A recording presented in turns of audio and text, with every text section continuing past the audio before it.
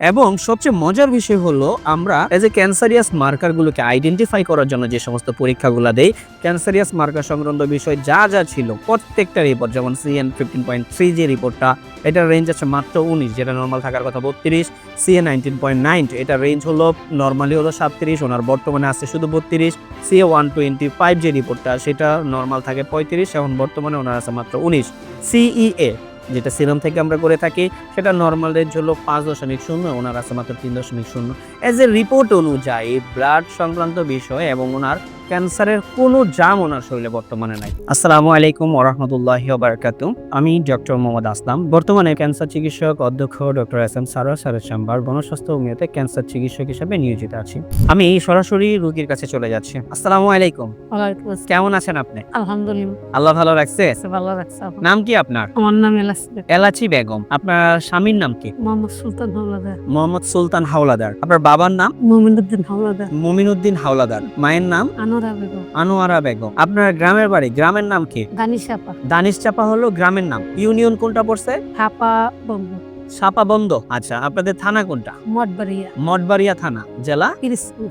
পিরোজপুর, মানে বরিশাল বিভাগের মধ্যে। আপনারা বরিশাল বিভাগের মধ্যে। তো আপনি সর্বপ্রথম কি সমস্যা নিয়ে ডাক্তারের কাছে গেছিলেন বা কি সমস্যা হয়েছিল আপনার? ডাক্তারের কাছে আমার 2-3 বছর আগে সেই গলায় আমার কি জানি খালি বাইতো।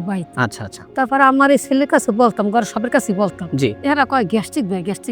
আমি গ্যাস্ট্রিক বড়ি খাই। হঠাৎ আমি 6 রোজা রয়েছি, 6 রোজা রয়েছি। পর হঠাৎ আমার একদিন বিকেলে আসরের সময় আমি দেখি কি আমার বুক জ্বললা হিনতে মুসির মতন আগুনের মতন ধাউটো করে জ্বললে, নাক দিয়ে আগুন বেড়েছে। পর আমি MBBS ডাক্তার দ্বারা গেছি আমার মহল্লায়, মানিকনগর।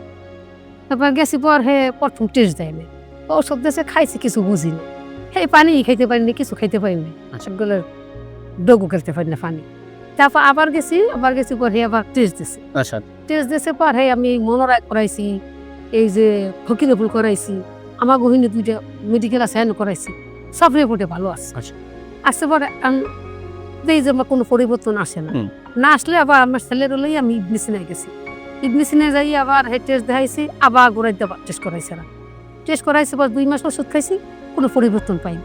টাকা যাইতেছে, আমার রোগ ভালো হয় না কিসের নাকি। তারপর পর আমার ছেলে কইলো কি, আমার মেয়ের একটা ডাক্তার দেশি স্যারের কাছে গেছি পর আবার বলছে যে এন্ডোস্কোপি দিয়েছে। তারপর গেলাম পর এই যে টেস্ট করে বলছে যে খাদ্য নালীতে টিউমার ধরা পড়ছে। এবার শিওর লেগে আবার করাইছে কি FNSA। হ্যাঁ, বায়োপসি করাইছে আপনাদের? বায়োপসি করাই আবার সব টেস্ট করাই দেয় যে শিওর এইটাই। গলার মধ্যে ক্যান্সার ধরা বললো। আর এবার গেলাম মহাখালী যে বিচ্ছিরি, তারপর দাইলাম পিজিতে আমি 6টা থেরাপি দিলাম। থেরাপি দিয়ে আমি 4 মাস হয়েছি বাসায়, ভালোই দিছি, মুখে ঘাও হয়েছে।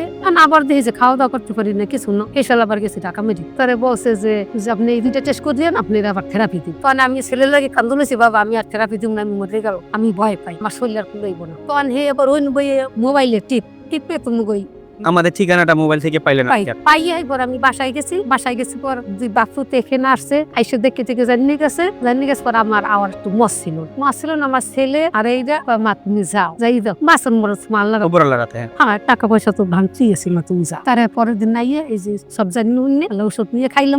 তাইলে সর্বপ্রথম আপনার যে রিপোর্টটা করলাম, উনি যে ক্যান্সার ধরা পড়ছে সেটা হলো রিপোর্ট অনুযায়ী ওই গত 2025 সালে ওই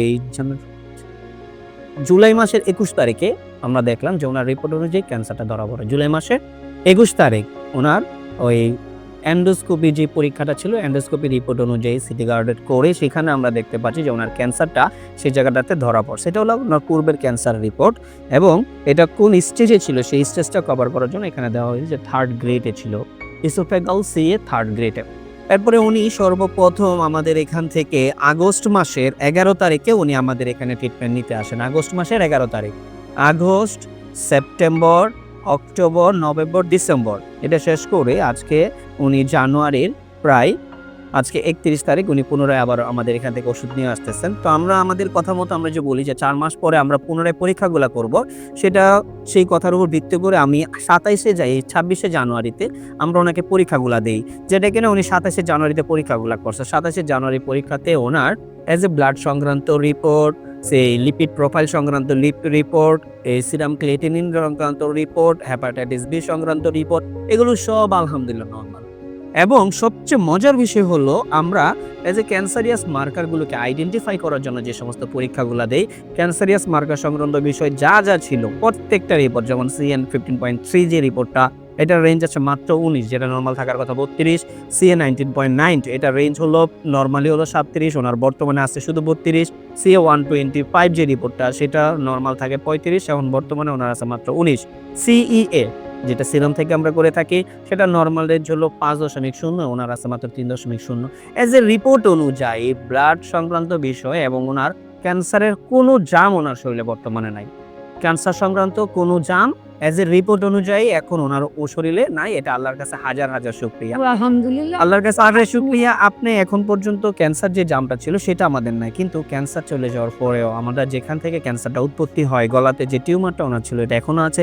ইনশাআল্লাহ আমরা আশা রাখি কিছুদিন ট্রিটমেন্ট চালানোর মাধ্যমে 2-1 মাসের মধ্যে আমরা সম্পূর্ণরূপে ওনার এই টিউমারটাও চলে যাবে এবং আমরা এন্ডোস্কোপি কভার করে এটা দেখবো যে ওনার কি অবস্থা আছে।